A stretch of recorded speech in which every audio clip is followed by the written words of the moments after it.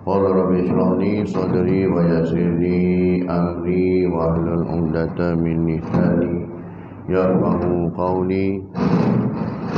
May yahdihillahu fala mudilla lahu wa may yudlil fala hadiya lahu. Asyhadu an la ilaha illallah wahdahu la syarika lah wa asyhadu anna Muhammadan abduhu wa rasuluh. Rabbi yassir wa la tu'assir bitamin bil khair. Allahumma faqihna fid din wa 'allimna ta'wil. Allahumma sahla ila ma ja'altahu sahla wa anta taj'al huzna idza syi'ta sahla. Allahumma ya hayy ya qayyum bi rahmatika nastaghiitsu. أصلح لنا شأننا كله ولا تكلنا إلى أنفسنا طرفة عين. أما بعد. Cubaan. Satu dua cubaan. Tak boleh angkat kepala tuan-tuan. Kalau saya tak pandang tu jangan kata saya sombong ya. Tapi memang tak boleh angkat kepala ni. Tadi angkat ni memang tak jadi. Kena slow je. Jadi malam ni saya ngajar kena tunduk ya. Tak boleh nak angkat kepala. Kalau angkat ni hilang. Jadi kena keras macam ni lah malam ni. Ya. Jadi alhamdulillah kita syukur pada Allah Ta'ala kerana pada malam ini kita sama-sama dapat mendengar surat Qadul Maghrib secara berjemaah dan juga dapat kita duduk dalam jilsah ilmiah, dalam majlis ilmu yang mana kita mengupas kitab Syarah Al-Hikam, terjemahan Al-Hikam ini, dan insya-Allah pada malam ini kita akan masuk kepada tajuk manusia dalam menanggapi nikmat. Manusia dalam menanggapi nikmat. Ada orang dia berpandangan nikmat itu adalah dari segi sudut kewangan. Ada dia duit adalah segala-galanya. Bagi orang yang terlantar sakit pula, nikmat bagi dia ialah nikmat kesihatan. Standby. Pakai ini tu tak apa. Cuba. Tak salah. Boleh. Dia sombong je kita pakai ni. Ya. Okey, cubaan.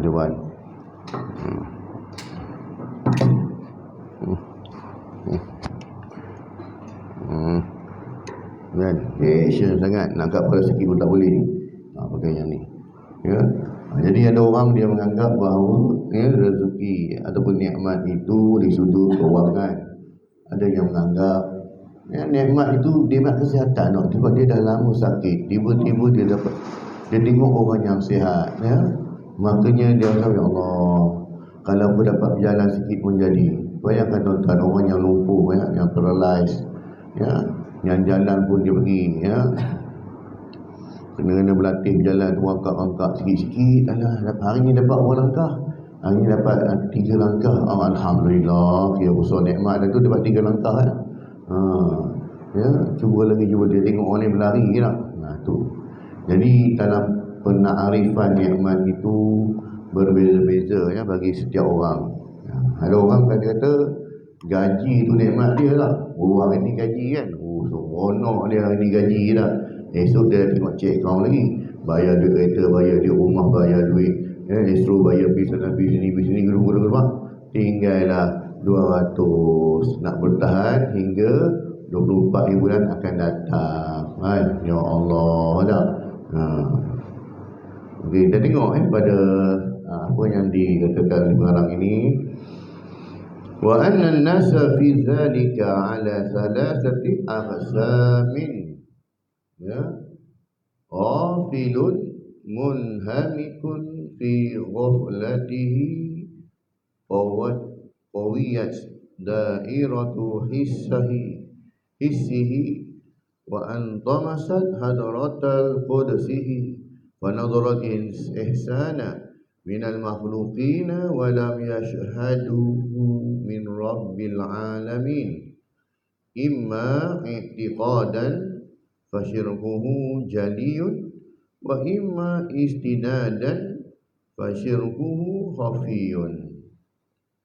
Maksudnya, dan manusia dalam menghadapi nikmat pemberian Tuhan terbahagi kepada 3 bahagian.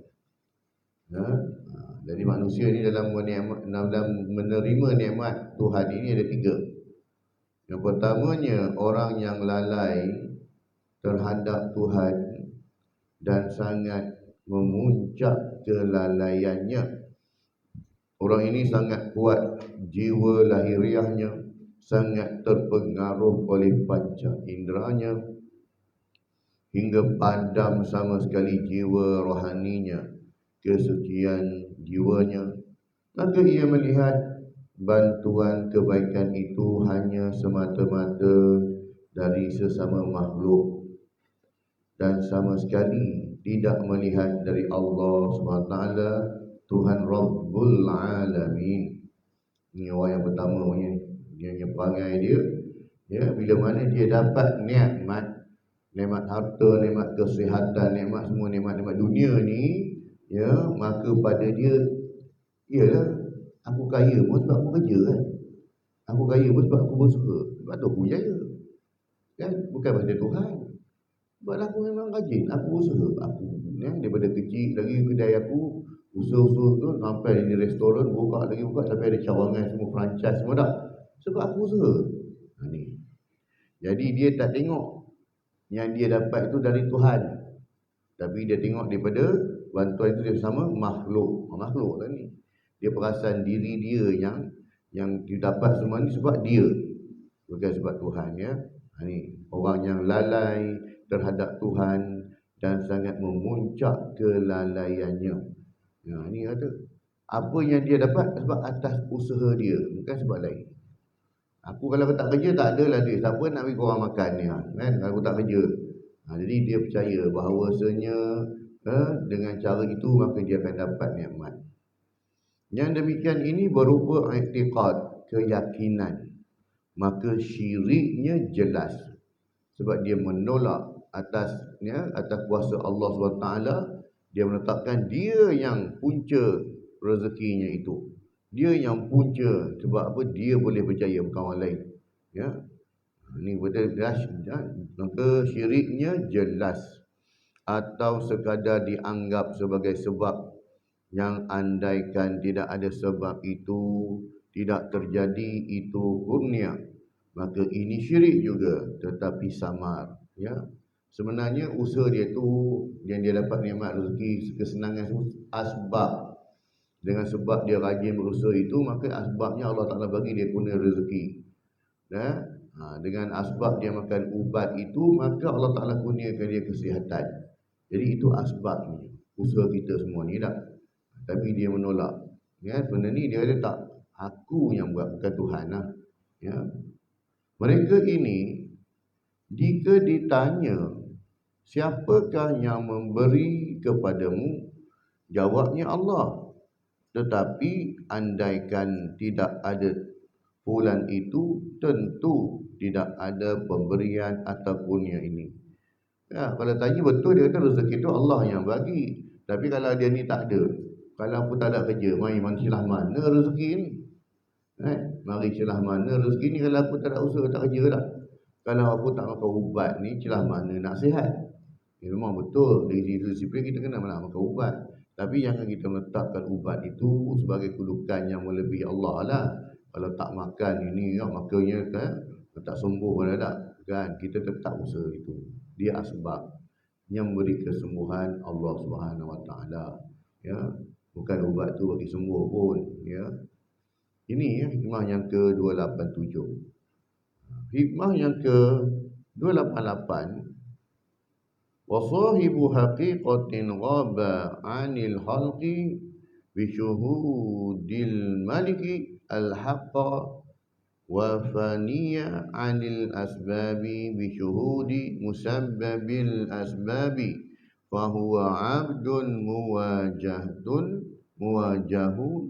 موجه بالحقيقة ظاهر عليه سناها سالك للطريقة قد استولى على مداها غير أنه غريق الأنوار مطموس الآثار قد غلب سكره على صحوه وجمعه على فرقه وفناؤه على بقائه وغائبته على حضوره.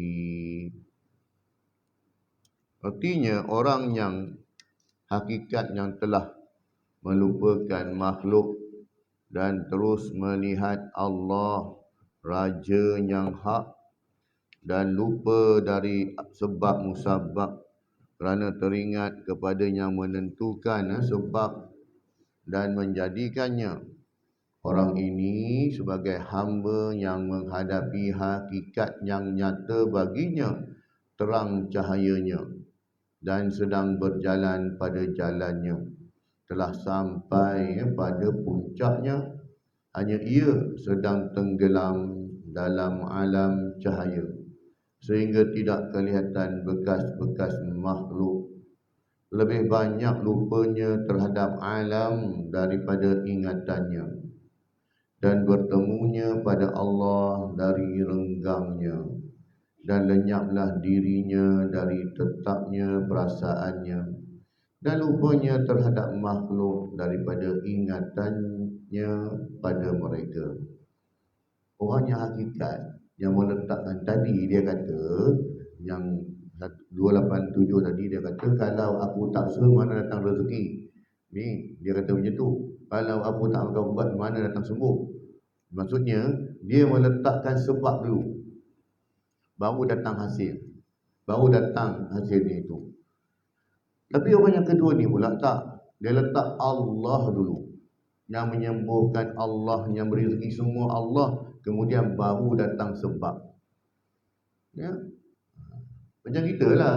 Ya, kita jaga solat 5 waktu, kemudian kita pergi kerja. Kita berdoa pada Allah. Kemudian kita lepaskan anak-anak kita pergi sekolah. Serah pada Allah dulu. Ya, semua urusan apa pun serah dulu pada Allah. Kemudian kita buatlah. Bukan serah pada Allah tak buat. Nah, dan serah-serah tak buat tak. Itu kata usaha dan tawakal itu tak. Serah. Tapi orang yang mana mereka ini ahli hakikat, dia telah melupakan makhluk kerana terus melihat kepada Allah Raja yang hak. Kita kena tukar konsep kita, daripada kita meletakkan makhluk dulu, letak Allah dulu. Nak pergi mana-mana pun, nak musafir apa pun, Allah dulu. Ya. Jadi baru letak makhluk. Makhluk tu sebab, penyebab sahaja. Ya. Tapi yang beri kesembuhan, yang beri nikmat, semuanya Allah Subhanahu Wa Taala.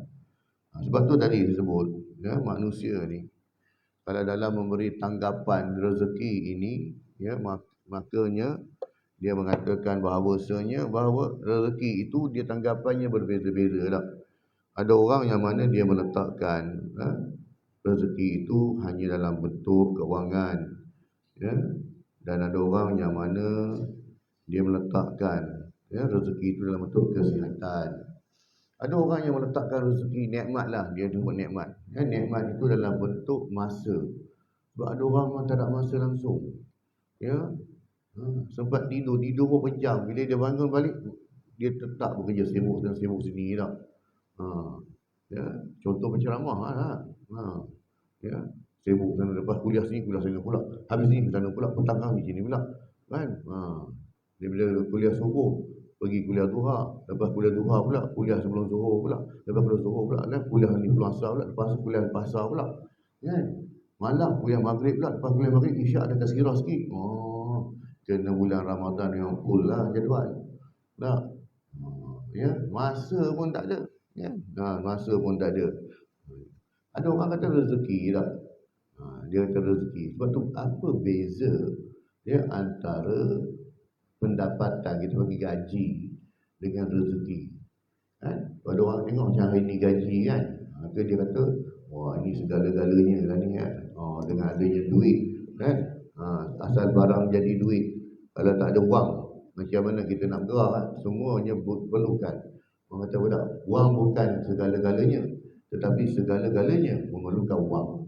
Dia lah. Nak masuk tandas pun kena bayar. Kan? Wujud dalam surau tak kena bayar. Kan? Tapi kalau dah ini barang-barang free ni, kita pun kena faham-faham lah.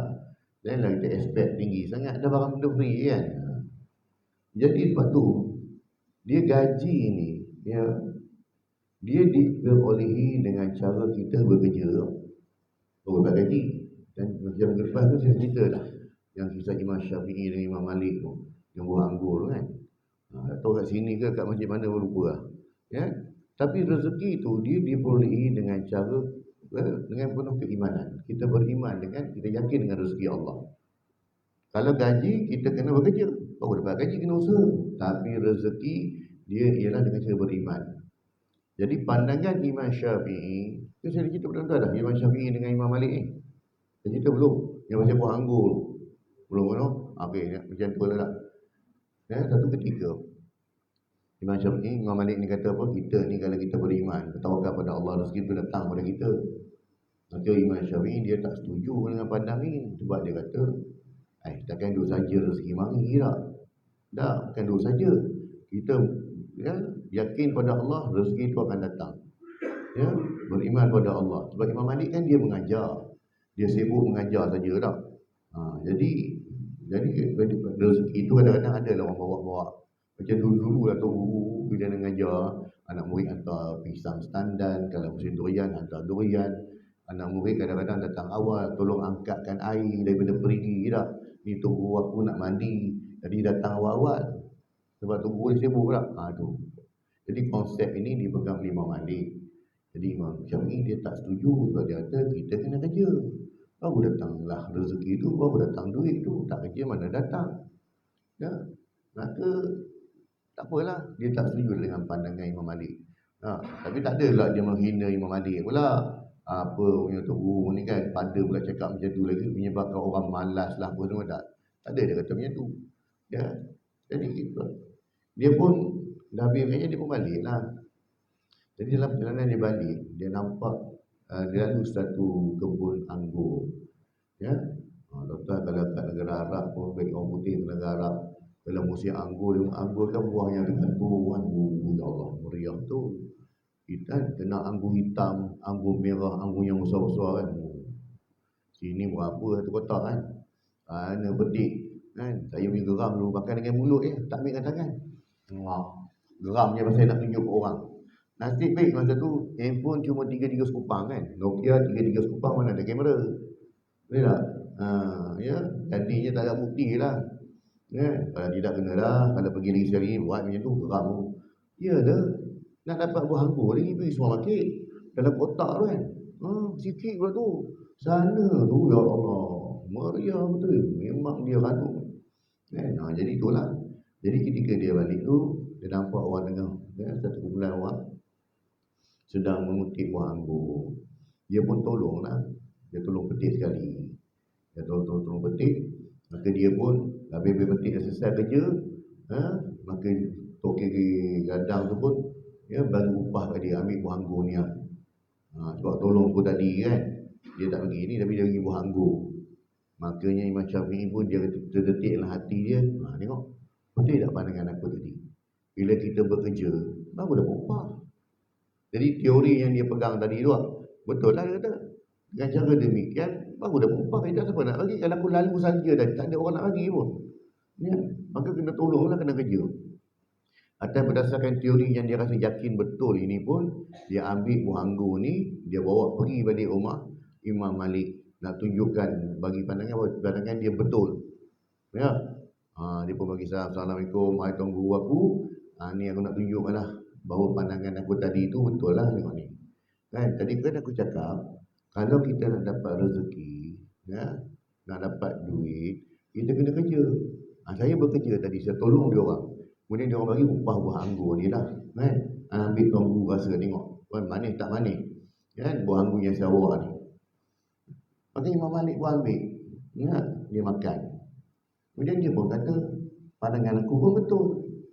Betul macam mana? Tak. Kan aku cakap tadi, kalau kita bertakwa, Kalau kita yakin dengan Allah, rezeki itu akan datang pada kita. Sekarang kau bawa buah anggur ni kepada aku. Aku tak bangun di tempat duduk aku tadi, aku tak bangun lagi. Aku duduk sini je. Engkau hanya bawa buah anggur datang kepada aku, kau yang bagi pada aku kan. Aku tak buat apa-apa pun. Tak. Makanya dua-dua pandangan betul. Tak. Tak payah gaduh-gaduh tak. Sebab tu saya cakap tadi, pandangan kata gaji kalau kita dapat gaji dengan cara bekerja, tapi rezeki tak. Rezeki itu dia ni datang dalam bentuk keimanan. Wa may yattaqillaha yaj'al lahu makhraja wa yarzuqhu min haitsu la yahtasib. Nah, siapa yang beriman bertakwa pada Allah, yang pertama Allah Taala akan selesaikan masalah dia. Yang keduanya, Allah Taala akan bagi dia rezeki tanpa disangka-sangka. Dan rezeki yang tidak terhitung Allah Taala akan bagi. Sebab tu beza antara gaji dan juga rezeki. Gaji ini juga mungkin dia besar, tapi kita rasa kurang tau. Tapi rezeki tak, rezeki dia mencukupi. Dia mencukupi. Allah Ta'ala bagi rezeki itu mencukupi. Dan gaji ini kadang-kadangnya mungkin kita tertukar dengan orang lain, salah masuk klik gaji. Memang ada bank salah pun. Macam hari ni pun sama juga. Rani suruh beritahu pergi cek dengan gaji, masuk tak masuk hari ni, sebab takut tersalah apa semua tak.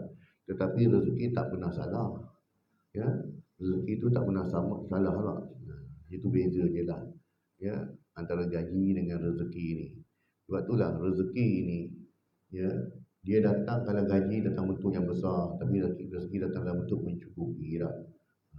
Rezeki gaji itu orang nampak dengan gaji ni, maka dia akan dapat mengumpul kekayaan. Tetapi dengan rezeki Allah jamin kita dapat kecukupan daripada rezeki yang Allah Ta'ala bagi. Sebab tu dia sebut rezeki, dia lebih luas pengertian dia daripada gaji, daripada nikmat harta dan sebagainya, luas. Sebab saya sebut rezeki mungkin berbentuk kesihatan, mungkin berbentuk masa, mungkin berbentuk dalam bentuk harta. Tapi kalau sebut, kalau orang tu minta kekayaan, maknanya kekayaan harta lah. Jadi bila sebut kekayaan harta, maka Allah Ta'ala kata apa? Mungkin kau tak perlukan harta lagi yang banyak, kau cukup yang banyak ni. Sebab kalau bagi harta kau banyak, kau akan jadi kufur. Tapi bila kita minta rezeki pada Allah, ya Allah, Allahumma rzuqni rizqan wasi'an. Ya Allah, kau kurniakan padaku rezeki yang luas. Rezeki yang luas. Jadi rezeki itu bentuk umum. Jadi ini yang kata tadi, antara orang dia melihat nikmat Allah itu dalam berbagai bentuk. Tapi biarlah kita melihat nikmat Allah itu dalam bentuk yang mana jalan yang betul dengan syariat. Iaitu kita melihat nikmat Allah dalam bentuk rezeki yang mana kita perlu mensyukurinya. Sebab bila kita mensyukuri nikmat rezeki, la in syakartum la azidannakum. Kalau kamu bersyukur, aku akan tambah lagi rezeki aku ni. Bukan bagi lagi, tak. Wala in kafartum inna azabi lasyadid. Tapi kalau kamu kufur dengan nikmat aku, maka kau kena ingat sesungguhnya azab itu amat besar. Kemudian hikmah yang ke-289. Wa akmalu minhu abdun syariba fazdada sahwan wa ghaba fazdada huduran fala jam'uhu yahjubuhu an farqihi wala farquhu yahjubuhu an jam'ihi wala fana'uhu yasudduhu an baqa'ihi wala baqa'uhu yasudduhu an fana'ihi yu'ti kulla zi qistin qistahu wa yufi kulla zi haqqin haqqahu. Maksudnya orang yang sempurna, wa akmalu minhu abdun. Orang yang sempurna ialah seorang hamba yang minum dari nur tauhid.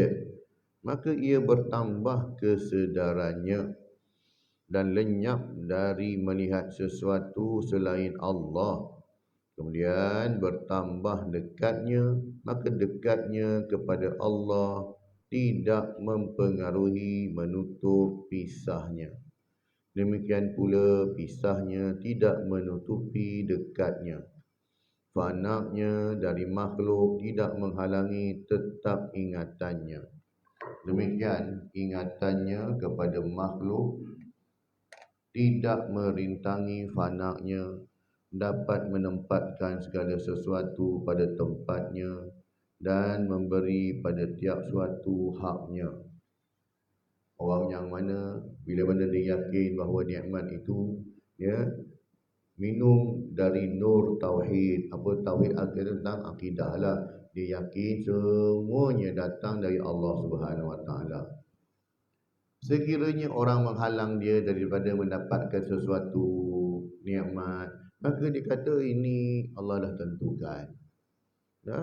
Allah dah tentukan bagi aku, mungkin aku kena sedarlah bahawa mungkin rindukan rezeki aku.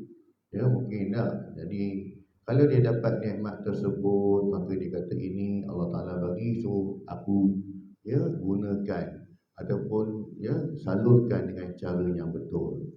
Allah Ta'ala pilih aku sebagai pemegang amanah untuk melaksanakan nikmat rezeki ke, nikmat harta ke, nikmat kuasa ke, dengan betul. Sedangkan Allah Ta'ala boleh bagi pada orang lain, tapi Allah Ta'ala pilih aku.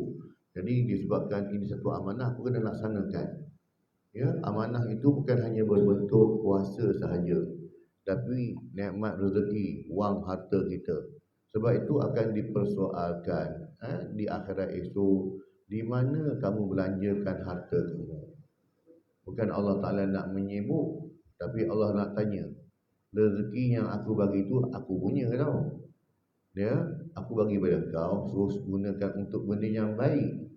Jadi di mana kau gunakan? Macam anak kita lah, nak pergi rombongan, bagilah RM50. Nak pergi Kuala Lumpur, nak pergi Petrosain lah, Aquaria lah, macam-macam tak. Maka kita bagi duit pada dia. Kemudian bila dia balik, kita tanya balik. Sebab RM50 itu bukan duit dia, duit kita. Nanti kalau ada balance, pulanglah balik. Tak? Bagi pada dia tak? Bila dia balik, kita tanya pada dia, apa kau beli? Tak? Beli makan, makan apa tadi cikgu cakap, makan semua sponsor. Kan? Kau beli apa tadi tu? Tengok-tengok dalam beg beli mainan. Kan? Beli mainan sana harga mahal-mahal tak? Kita pun buat apa? Membebel kan? Orang bagi duit zona ni kan? Jadi kalau lain kali nak tahu, beli apa yang mak suka. Kalau mak dia tu pengumpul fridge magnet, belilah fridge magnet. Dan nak tutup mulut. Kan? Kalau suka kitchen lah. Cari datang tu dulu. Beli tu apa yang mak suka kan. Baru lepas tu baru ayah relax ya. Tak ada masalah. Itu ada. Sama juga. Bila kita diaudit nanti, ditanya di mana kita gunakan harta. Allah Ta'ala taklah bebel. Tapi tong tendang masuk neraka. Yalah banyak cerita belakang ni kan. Aku bagi nikmat suruh guna yang baik. Kena pula digunakan nikmat tu untuk benda haram. Dapat duit gaji, pergi beli nombor. Kan? Tak apa, sedekah RM10 je pun. Tak? Pokok kena mana tahu. Kan? Tu saya kata hari ni, kenapa orang untuk gila juga main nombor ni, tak dapat banyak sikit tak? Kan? Hadiah apa? 13 juta tu first prize. Pergi lalu dekat Budu Raya, dekat Magnumnya tu kan. 13 juta mak ai. Aku teka 4 nombor je pun. Kalau kena tak? Tak dapat 13 juta, bawah sikit 10 juta. Paling busuk pun dapat 1 juta lebih tak? Takkan orang nak try. Modal bukan banyak mana kan? Try je lah tak? Tu kena ada hantu ekor tu. Kan? Dia berhantu benda ni. Kan? Sebab tu jangan terlibat dengan judi. Kan? Nak tahu pengajaran dia, dengarlah lagu Daud Kilau. Gila judi tu. Betul. Tu lagu tu pengajaran. Kan? Kalau anda gila judi, teng kan? Yang tu. Memang dia akan memberi keburukan. Judi ni. Sebab dia akan jadi tai. Dia akan jadi ketagih. Dia akan jadi ketagih. Tak kira lah siapa pun. Kalau kita dekat airport, dekat UK, dekat airport mana lah, dia orang sana judi tak ada masalah pun. Kan? Dia ada mesin yang duit. Kalau kita tengok cerita Mr. Bean tu, yang dia main masuk duit tu, kadang-kadang dia tolak frank. Kat Malaysia mana benda tu tak? Yang dia tolak-tolak tu kan. Jadi orang duk gila, dia tukar duit, dia punya token dia tu duk main tu. Tolak duit. Kadang-kadang handphone apa semua ada lah. Kan? Kalau orang semua dapat, memang tutup lah semua dah sebab tak dapat lah tu. Kan? Sebab tu lah judi tak. Judi ni dia tidak menggunakan kemahiran tetapi dia menggunakan nasib. Kan? Dia gunakan nasib. Tak ada langsung unsur-unsur kemahiran. Sebab tu dia ni haram. Tekan nombor tuan-tuan nak. Ya? Apa kaitan dengan, apa kemahiran yang digunakan untuk tekan nombor? Sebab tu dia datang kemahiran, bila ada orang aksiden, pergi tengok nombor plat kereta. Tak? Nak tekan nombor plat kereta.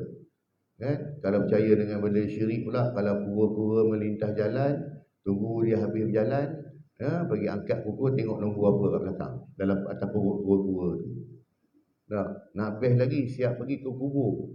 Cari kubur orang mati sekian-sekian tak? Dia ada punya ni. Itulah kata, dia tidak ada dosa, tapi boleh menyebabkan jadi syirik lagi. Itu judi. Jadi elakkanlah, jangan langsung terlibat dengan judi ni tak. Memang tak bawa manfaat. Ya. Tapi zaman 70-an tu orang suka main judi. Tu yang ada cerita pasal judi yang Dharma Harun Ar-Rasyid dengan Hamid Burga tu lah. Sikit punya gila tu. Yang main judi lumba kuda. Ingatkan lumba kuda apa? Kuda longkang. Tengok dia buat kertas, campak dalam longkang, siapa yang paling laju kan. Ya, itu. Jadi orang yang yakin dengan rezeki Allah, dia lihat semua datang pada Allah. Jadi kalau dia tak dapat pun, Allah Ta'ala dah tetapkan macam ni, jadi aku kena reda. Kalau aku dapat pun, aku kena uruskan dengan baik. Jadi tidak timbullah hati dia langsung mengatakan bahawasanya, ya, bahawa benda ni salah aku, salah Allah, salah ada. Tak kan? Kalau bukan rezeki tu bukanlah. Cumanya ada juga kadang-kadang dalam betul kita tidak mendapat rezeki, kita tengok juga, kita tengok juga bagaimana cara kita tak dapat. Mungkin dengan cara tak dapat itu orang menganiaya kita, takkan kita nak diam. Orang fitnah kita, sepatutnya kita memang dapat, tapi sebab orang gunakan fitnah, orang buruk-buruk lagi, maka kita tak dapat. Takkan kita nak berdiam diri, maka kita perlu membela diri kita. Betul, rezeki kita tu memang tak dapat, tapi cara tak dapat tu dengan cara fitnah. Difitnah. Cara tak dapat tu dengan cara diburuk-burukkan. Jadi tak betul lah. Rekod kita elok, tiba-tiba orang burukkan. Tak? Jadi kena check balik lah. Bukanlah kita bermakna, kau ni move on lah, kau dah kena buat kerja tu, makanya tak payahlah ada sibuk-sibuk lagi nak hidup kan. Hak. Ya, cara tu macam mana? Cara tak dapat rezeki tu macam mana? Bila mana dibuat dengan cara tak betul, maka kita perlu menuntut hak lah. Ya, kita perlu ceritakan tentang kebenaran lah. Ya, supaya orang tidak menang buruk pada kita pula. Ya, dia tu sebab apa dia pangkat tak naik, orang malas. Kau dengar sampai cakap, dulu cakap. Jadi orang percaya, hakikatnya tidak demikian pun. Jadi itu kita perlu tegakkan hak lah. Bukanlah bermakna reda je tak. Reda Tuhan. Memang betul itu bukan rezeki kita, tetapi cara tu. Ya. Jadi kita kena faham, tu kena fight balik. Untuk menegakkan kebenaran kena fight. Yang tak dapat, ya betul, memang tak dapat pun. Tak apalah, tak masalah. Saya tak kisah kalau saya tak dapat benda ni. Tetapi saya kena betulkan balik. Sebab saya tak dapat benda ni sebab saya difitnah.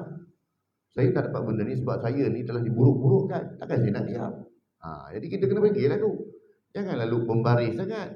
Tak apalah, kena fitnah pun, kena buruk pun, tak apalah. Allah dah tetapkan, ini dah salah faham macam ni. Betul, yang tak dapat, Allah dah tentukan. Cara kau tak dapat, ialah dengan cara kau difitnah, dengan cara kau diburuk-burukkan. Tapi dalam menegakkan kita punya kebenaran, hak kita tegakkan. Tak dapat, tak ada masalah, tak dapat, tak tahu. Tapi kita kena maklumkan. Saya tak dapat bukan sebab saya bukan saya pemalas, bukan saya ni semua. Ya, saya dapat sebab jadi kena beritahu. Kena tegakkan fakta tu. Jadi kena ingat, bukanlah bermakna tak dapat rezeki tu redha je lah. Macam mana dah tak dapat. Betul, tak dapat. Tapi cara tak dapat tu kena tengok. Nasihat Abu Bakar radhiyallahu anhu kepada Sayyidatina Aisyah radhiyallahu anha. Ya, Abu Bakar ni siapa? Ayah kepada Sayyidatina Aisyah radhiyallahu anha. Ya, apa nasihatnya? Dalam hikmah yang ke-290. Wa qad qala Abu Bakr As-Siddiq radhiyallahu anhu li Aisyah radhiyallahu anha lamma nazalat bara'ataha minal ifki ala lisan Rasulullah sallallahu alaihi wasallam Ya, ni kita cerita ketika Sayyidatina Aisyah difitnah. Saya cakap tadi. Dia pun kena fitnah juga dalam kisah hadisul ifki, ya, kisah ifki tadi. Takkan dah kena fitnah nak diam-diam. Macam mana reda je lah, nak move on je lah, move on. Banyak kau punya move on. Bila dah kena fitnah, kita kena tegakkan balik lah. Kita kena betulkan, ya. Jangan nak kata move on nya. Ya Aisyah, ushkuri Rasulullah sallallahu alaihi wasallam faqalat, wallahu la ashkuru illa Allah. Dallaha Abu Bakr radhiyallahu anhu ala al-maqami al-akmali maqam al-baqa'i al-muqtadi bi isbatil asari wa qad qala Allah ta'ala an ashkur li wa liwalidayka wa qala sallallahu alaihi wasallam la yashkurullaha man la yashkurun nas wa kanat hiya fi dhalika al-waqti mustalimatun an syahidiha qaibatun anil asari falam tashhad illa al-wahidal qahhar. Artinya, ya, Abu Bakar As-Siddiq radhiyallahu anhu telah berkata kepada Aisyah radhiyallahu anha ketika Allah menurunkan ayat yang menerangkan kesuciannya dari tuduhan-tuduhan orang munafik. Orang munafik tuduh Aisyah ini telah curang kepada Nabi sallallahu alaihi wasallam, ya, dengan seorang sahabat Nabi namanya Safwan. Ya, kisahnya ketika dalam satu perjalanan balik Jaulah ni, makanya Rasulullah dan juga rombongannya singgah satu tempat. Jadi ketika singgah tu mereka berehat. Yang nak pergi buang air lah. Siapa yang nak berehat, rehat lah. Siapa nak niat. Makanya ketika itu Sayyidatina Aisyah dia duduk di atas, ada panggil apa lah, lupa lah. Atas unta yang ada kotak rumah tu kan. Macam tu lah. Duduk dalam tu. Ya. Jadi Rasulullah naik kenderaan lain. Sayyidatina Aisyah duduk dalam sirdap apa panggil lupa lah. Dia punya nama rumah, kotak rumah atas bubur unta tu kan. Jadinya ketika itu dia dah balik, dah masuk dalam. Dia masuk dalam kotak tu, tutup pintu kan. Macam kita kuda tutup pintu semua tu. Makanya bila dah dengan duduk dalam, jadi sahabat dah confident. Ketika itu rombongan dah nak bergerak dah. Orang semua dah naik bas dah pun. Naik bas tak apa lagi dah. Sebab dalam sebelah ada dah. Jadinya bila dah rombongan nak bergerak, tiba-tiba Sayyidatina Aisyah turun balik. Dia rasa macam tak sedap perut ke apa, tak tahulah. Dia turun balik. Ya. Dia turun balik. Jadi bila dia turun balik, ya, ketika itu dia cari cincinnya rasanya tak salah. Ya, dia cincin dia tu.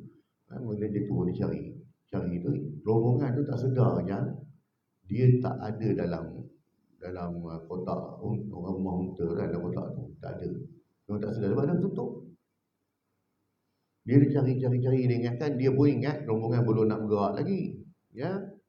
Jadi ketika itu ada seorang sahabat dia ni last sekali. Kalau pergi mana-mana pun, ya, sahabat dia akan tinggal sebab dia akan check kod-kod, kan. Ya, macam kita lah, kod-kod ada orang yang tertinggal apa-apa ke, tertinggal barang ke apa semua dah. Dia akan check lah. Ya. Jadi bila dia check tengok, terjumpa Sayyidatina Aisyah tengah duduk macam tu. Allahu Akbar. Dia kata terkejutnya dia. Rupanya dia kata perempuan biasa. Rupanya isteri Rasulullah. Aduh, jam. Rombongan dah jalan. Kan? Makanya nak tak nak kena naik kenderaan dia. Bawa lah Safwan ni, Sayyidatina Aisyah naik kenderaan dia. Safwan jalan tarik sampai ke Madinah. Bila rombongan ni sampai ke Madinah, turunlah macam biasa, cek. Bila pergi tengok Sayyidatina Aisyah, tengok, tak ada orang. Tak? Tak ada orang dalam tu. Ya. Jadi bila tak ada, pakai pelik lah. Mana pergi Sayyidatina Aisyah ni? Kan? Tadi elok-elok ada, tiba-tiba tak ada. Tak apalah. Tengok tu nampak, siapa datang dua orang tu kan? Ya. Seorang naik atas kenderaan, seorang duduk jalan tarik. Sampai dekat kota Madinah tu, orang-orang munafik ni, ya, dia create cerita tu. Dia ini Nabi, bini juga, nafsu mana boleh tahan, kan? Muda lagi kan, create cerita, kan? Tuduhan mengatakan Sayyidatina Aisyah ni curang. berzina dengan Safwan sampai macam tu tuan-tuan. Orang kata, ui kalau orang buat cerita tuan-tuan, ya, kita kena ingat ya, yang buat cerita ni orang munafik dan ada sahabat-sahabat Nabi. Dia sahabat tahu, sahabat perempuan syurga kan.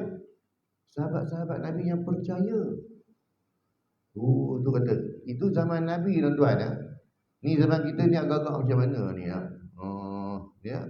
Zaman kita jangan ada teknologi lagi ni. Ya, lagi dah. Jadi lepas tu jangan mudah percaya pada gambar. Hatta sekarang video pun tak boleh percaya dah sekarang ni. Orang boleh create teknologi sekarang. Jadi dia buat cerita ni. Tak apalah, sahabat-sahabat ada yang percaya tau. Tapi Rasulullah diam. Rasulullah bin Pindirian tak nak cakap apa-apa. Ya? Hingga Rasulullah kata turunnya wahyu, biar wahyu yang membersihkan Sayyidatina Aisyah ni. Sampai macam tu. Kan?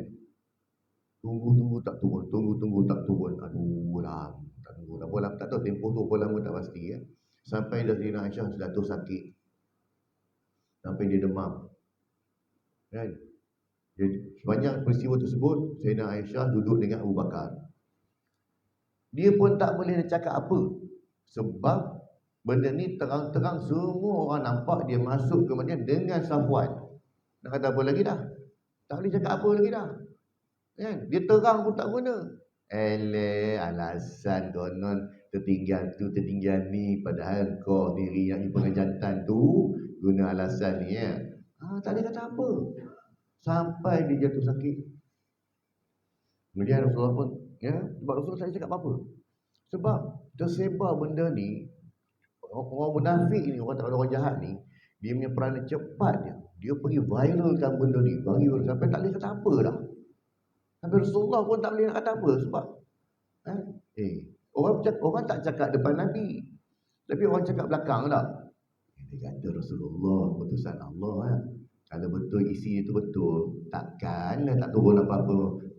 Atau orang Islam beri tak? Takkanlah Jibril tak turun bagi tahu apa-apa tak? Ini senyap, ini betul lah tu. Orang dah bergosip. Bila mana Sayyidatina Rasulullah dengar Sayyidatina Aisyah ni demam, tak sihat lah. Dia pun pergi ziarah. Ya, dia ziarah. Dia ada dialog yang menarik tuan dalam tu. Dia lah seorang isteri. Kan? Bila suami datang merajuk lah tak? Kan? Merajuk lah dia tak? Jadi ada istilah, saya seronok kalau kita baca lah dia punya kisah sirah tu lah. Menarik lah kan? Tak apalah. Kemudian bila surah datang situ, makanya turun wahyu. Surah An-Nur. Surah An-Nur yang membersihkan Sayyidatina Aisyah ayat ke-20. Kan? Jadi bila surah tu An-Nur, maksudnya Allah Ta'ala turunkan wahyu Al-Quran untuk membersihkan Sayyidatina Aisyah. Turunnya surah An-Nur ni, ya, Allah dapat je surah tu pergi baca pada sahabat. Ya, contoh aja dalam surah An-Nur tu. Ya. Hadisul Ifki, kisah Sayyidatina Aisyah difitnah, ya, curang dengan Rasulullah tu. Ya. Itu yang dijaja sekarang. Sampai Syiah pun menggunakan cerita ini. Sebab tu kenapa Syiah letak Sayyidatina Aisyah tu macam pelacur. Punya tuduhan jahat yang berat. Kan? Dia tuduh isteri Nabi itu sebagai pelacur. Kan? Dengan tujuan apa? Sebab dia tak boleh tembak Rasulullah. Dia tak boleh nak hina Rasulullah, dia hina isteri Rasulullah. Dia tak boleh hina Rasulullah, dia hina sahabat-sahabat Rasulullah. Nah, macam orang lah. Dia tak boleh hentam kita. Dia hentam keluarga kita. Kata ustaz anak sendiri pun tak betul. Isteri sendiri pun tak betul. Itu lah. Dia tak boleh tembak kita. Jadi dia akan cari kekurangan-kekurangan ini. Itu lebih itulah. Kan? Jadi golongan Syiah pun macam tu. Dia tak boleh nak tembak Rasulullah. Dia tak boleh nak hina Rasulullah, tapi dia hina sahabat-sahabat isteri Rasulullah. Ya? Ini nasihatnya. Ya? Jadinya bila mana Allah Ta'ala turunkan, ya, ayat tentang apa? Membersihkan Sayyidatina Aisyah. Abu Bakar Siddiq telah berkata kepada Aisyah ketika Allah menurunkan ayat. Peristiwa ini bila ayat telah turun yang menerangkan kesuciannya dari tuduhan-tuduhan orang munafik yang diturunkan kepada Rasulullah SAW. Apa kata Sayyidina Abu Bakar? Hai Aisyah, bersyukur, terima kasihlah kepada Rasulullah. Ya, ini kata dialog menarik ni. Ya, bila mana turun ayat ni, Rasulullah dah bacakan ayat tu, maka kata Abu Bakar pada anak dia, Kau terima kasihlah kat suami kau tu. Ya, satu pertama sebab dia tak ambil apa tindakan pun. Dia ni, jadi orang kata apa, dia ambil tindakan, dia tawakuf. Dia tak berapa, dia maksudnya stop. Dia tak A, tak B tak. Dia relax. Tunggu sampai tu wahyu. Maka kata Abu Bakar, kau terima kasih pada suami kau. Sebab suami kau ni sepanjang peristiwa ni dia tetap steady lah ni. Apa kata Aisyah? Demi Allah, wallahi, saya tidak akan bersyukur melainkan pada Allah. Dia kata ni depan Rasulullah. Ya, aku takkan bersyukur melainkan pada Allah. Jadi dia berajuklah, dia marah juga dah sebab suami dia pun baru hari ni datang. Tu pun sebab dengar dia sakit kan. Ya. Jadinya ini dialog dia lah yang tu, kan, dia merajuk lah. Aku takkan bersyukur pada manusia, kata dia. Aku hanya bersyukur pada Allah saja, dia kata. Dia kata depan suami dia, depan Rasulullah, dia kata ni. Abu Bakar menunjukkan kepadanya tingkat kedudukan yang lebih sempurna, iaitu baqa, yang mengakui adanya makhluk. Sedang Allah telah berfirman, syukurlah kepadaku dan kepada kedua ayah bondamu. Juga Rasulullah SAW bersabda, tidak bersyukur kepada Allah orang yang tidak berterima kasih sesama manusia. Kan orang bagi barang, orang bantu kita, tak reti-reti nak ucap terima kasih. Kan? Jadi tak apalah. Kalau kita tolong orang, orang tak reti ucap terima kasih, tak apalah. Kita harapkan ganjaran daripada Allah ya. Kan? Kita tolong kan. Dia pun belah macam tu je. Paling kita bukan minta upah pun. Paling kurang kau bahasa lah. Terima kasih tak ada. Tak. Ya. Syukur kepadaku, okay. Sedang Allah Taala berfirman, syukurlah kepadaku dan kepada kedua ayah bondamu. Juga Rasulullah SAW bersabda, tidak bersyukur kepada Allah orang yang tidak berterima kasih terhadap sesama manusia. Tetapi Siti Aisyah radhiyallahu anha ketika itu sedang terpengaruh dari perasaannya, lupa dari semua makhluk, sebab dia hanya berharap pada Allah sajalah nak bersihkan dia tak, sehingga tidak melihat sesuatu kecuali zat Allah yang Maha Esa dan Maha Kuasa. Tadi sebab itulah tadi tak, kenapa dia ni dia tidak berterima kasih. Ya, sebab apa? Satu sebab perasaan dia itulah. Yang keduanya sebab dia hanya bergantung pada Allah. Tapi dia lupa perasaan dia. Itu. Bayangkan, itu difitnah tuan-tuan tak?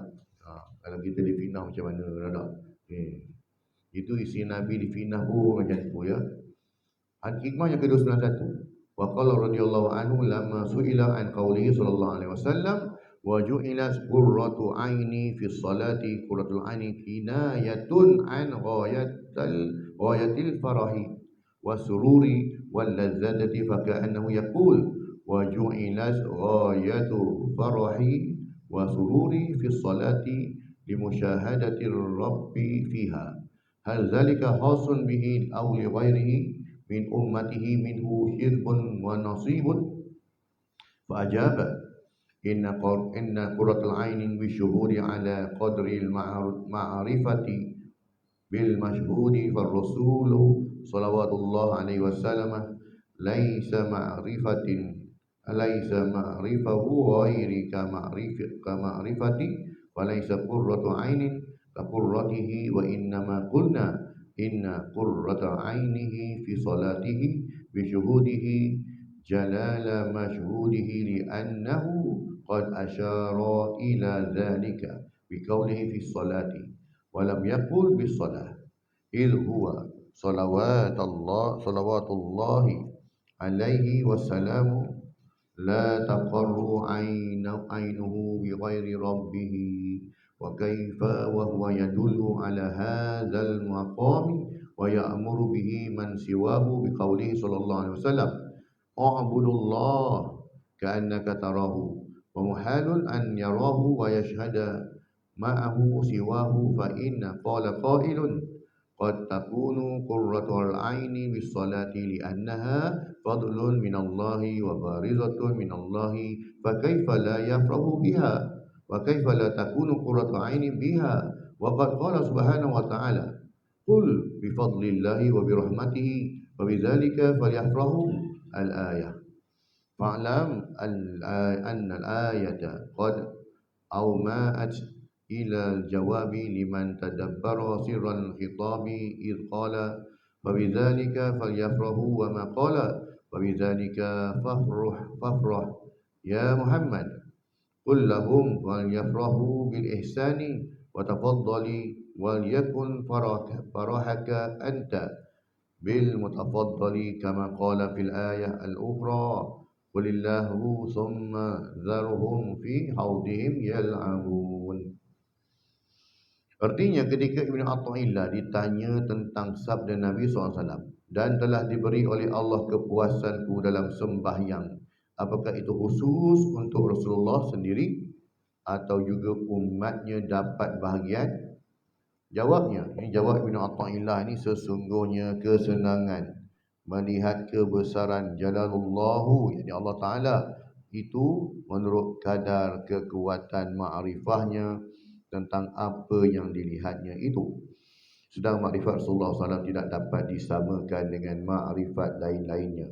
Kerana itu tidak ada kesenangan kepuasan seperti kesenangannya. Dan kami katakan bahawa kesenangan itu sembahyang. Ya? Nikmat sembahyang ni tuan-tuan adalah nikmat yang cukup besar. Sedangkan kita masuk solat itu, ya, ialah solat fardu 5 waktu, itu wajib lah kena buat. Dan juga solat-solat sunat yang lain. Nikmat sembahyang tuan-tuan, kita akan rasa nikmatnya bila kita dalam keadaan kesukaran, kita dalam keadaan sakit, kita dalam keadaan masa yang suntuk, dapat solat, ya, dan solat di tempat yang mana orang Islam minoriti tak. Oh, seronok dapat nikmat sembahyang macam tu. Sebab kita dapat menzahirkan ketaatan kita kepada Allah Ta'ala. Jadi, ya, dan kami katakan bahawa kesenangan itu dalam sembahyang, dalam solat, kerana melihat kebesaran yang dilihatnya. Sebab Nabi sendiri telah mengisyaratkan dalam sabdanya di dalam sembahyang, dan tidak berkata dengan sembahyang. Beza, ya, di dalam sembahyang dengan sembahyang lain.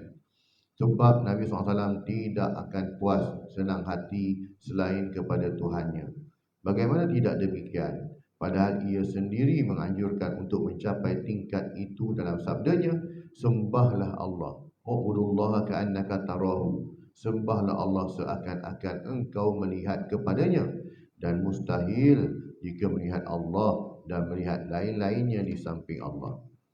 Jika ada orang berkata, ada kalanya kesenangan itu kerana sembahyang dengan sembahyang, sebab sembahyang itu sebagai kurnia yang timbul langsung dari sumber pemberian Allah, maka bagaimana tidak akan gembira dengan itu? Dan bagaimana tidak menjadi puncak kesenangan kerananya? Kerana Allah SWT telah berfirman, katakanlah, hanya dengan kerana kurnia dan rahmat Allah itulah mereka harus bergembira. Maka ketahuilah bahawa dalam ayat itu juga telah ada isyarat untuk jawapan terhadap pertanyaan ini, dan bagi orang yang memperhatikan rahsia kata-katanya, sebab Allah berkata, maka dengan itulah mereka harus bergembira, dan tidak berkata dengan itulah engkau bergembira ya Rasulullah, seolah-olah berkata, katakan kepada mereka supaya mereka bergembira dengan pemberian kurnia itu. Tetapi kegembiraan hanya dengan yang memberi kurnia itu. Sebagaimana tersebut dalam ayat, katakanlah Allah, kemudian biarkan mereka dalam kesibukan mereka berkecimpung. Sembahyang itu sebagai pemberian Allah yang terbesar untuk hamba-Nya, sebagaimana tersebut dalam sabda Nabi SAW. Tiada diberikan kepada seorang hamba di dunia ini sesuatu yang lebih baik daripada diizinkan baginya untuk sembahyang 2 rakaat. Sebab sembahyang itu sebagai hubungan langsung antara hamba dengan Allah bertemu, berkata-kata dan berhalwah. Itu sembahyang lah. Sebab tu para Nabi pun mereka solat, ya.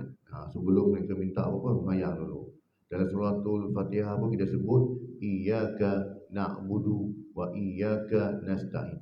Hanya engkau yang kami sembah. Sembah dulu, baru nasta'in, baru minta tolong.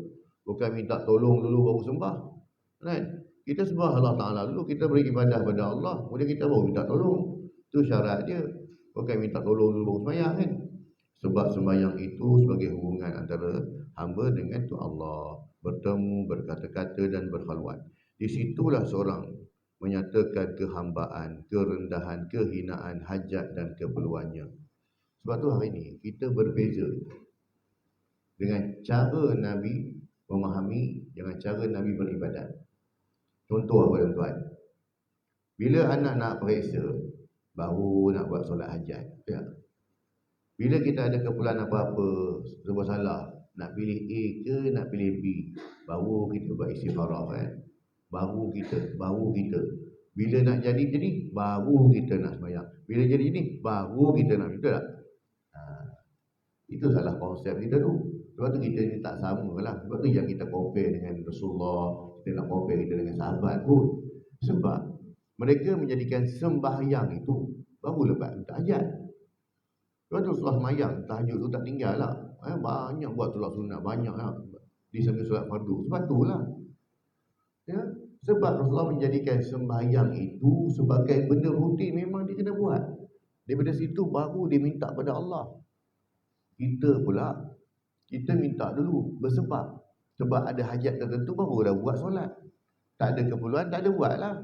Cukup dah jaga 5 waktu dah. Jadi kita ubahlah konsep ini. Sebab tu kalau kita bangun tahajud pun, janganlah bangun bermusim. Dah, kebetulan subuh masuk lambat, makanya kita pun buat. Tak apa, kita biasakanlah. Bukan suruh banyak. Kan saya cakap kan, Rasulullah pun hadis pun sebut, Allah Ta'ala tak suka amalan yang bukan tak suka. Allah Ta'ala tidak penat. Dan Allah Ta'ala ni takut, bukan takut, bimbang takut kamu yang penat. Kita tu banyak-banyak solat, tapi itulah yang kita buat. Tapi kita tak istiqamah.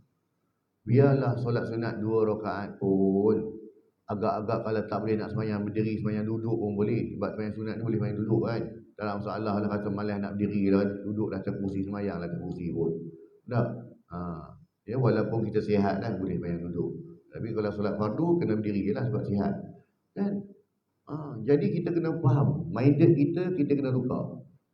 Ya, bukan sebab aku ada hajat tertentu barulah aku buat solat. Solat sunat itu diberi nama, solat hajat, solat istikharah itu diberi nama. Tapi maksudnya solat sunat 2 rakaat. Tak kisahlah, buatlah tiap malam. Tak banyak, 2 rakaat je, tapi setiap malam. Okey ya. Berbanding kita buat 8 rakaat, 12 rakaat, tetapi dan tunggu 10 malam, 10 terakhir Ramadan baru nak buat. Betul, bila lagi nak buat? Tunggu Ramadan akan datang. Itu. Jadi kita kena ubah. Maksudnya kita kena biasakan, walaupun sedikit amalan tu, tetapi istiqamah. Walaupun sedekah RM1, tetapi tiap-tiap hari. Berbanding RM50, ya, 6 bulan sekali ataupun setahun sekali. Dan macam hari raya pula, kan? Setahun hanya sekali. Maksud duit tabung dalam surau RM50, kan? Tak, sedikit tak apa, yang penting tiap hari. Itu kena ubah kita yang mindset. Jadi bukanlah sebab kita ni ada niat tertentu, hajat tertentu, baru nak buat solat hajat, baru nak buat solat taubat, baru semua yang baru tak. Buat. Setiap malam bangunlah. Tak kisahlah nama apa pun, letak je lah. Sebab nama tu diberi dah. Buatlah solat sunat 2 rakaat. Nak letak nama hajat ke, nak letak nama taubat terpulang, buat je lah. Nah, barulah kita akan merasakan bahawasanya aku ni hamba Allah. Dan aku ni hamba yang bukan, orang kata apa, letakkan Allah Ta'ala macam mesin ATM. Waktu berhajat nak pakai duit, baru pergi cucuk. Kan? Tidak ada, tak bertujuk. Kan? Kita tidak letakkan Allah sedemikian. Allah tu Rabb kita, Tuhan kita. Sentiasa kita kena ada connection dengan dia. Ya tuan-tuan, itulah pembahasan tuan-tuan tentang hikmah yang ke 280 apa tadi? 291 yang tuan. InsyaAllah pada kuliah akan datang kita akan mengupas pada hikmah yang ke 292, iaitu manusia dalam menghadapi nikmat. Ya, kita pun dah pada bucu-bucu dah ni kan. Ya, ini 311 lagi berapa muka surat kita ni? 333. 333, 311. Lebih kurang 22 muka surat lah. Ya. 22 muka surat di bulan 1, bulan 6 pun. Kan? Anggaran bulan 6 kita khatam kitab ni insya-Allah. Ya. Tak kisahlah. Yang penting setiap kita punya pengajian ni ada satu ilmu, satu maklumat yang kita dapat, itu kita amalkan ya dalam kehidupan kita dah, dan kita sampaikan kepada orang insya-Allah. A'udzubillahi minasyaitonirrajim. Bismillahirrahmanirrahim. Alhamdulillahirabbil alamin wassalatu wassalamu ala sayyidina Muhammadin wa ala alihi wa sahbihi ajma'in. Allahumma rabbana zidna ilma warzuqna fahma wa amalan maqbula. Allahumma ja'al hadza jam'an marhuma wa tafarruqana min ba'dihi tafarruqan ma'suma. Allahumma rabbana atina min rahmah wa hayyi lana min amrina rasyada. Allahumma rabbana atina fid dunya hasanah wa fil akhirati hasanatan wa qina azabannar. Sallallahu Muhammad wa ala alihi wa sahbihi wa baraka wa sallam. Walhamdulillahil alamin. Subhanakallah wa bihamdika asyhadu an la ilaha illa anta astaghfiruka wa atubu ilaik. Assalamualaikum warahmatullahi wabarakatuh.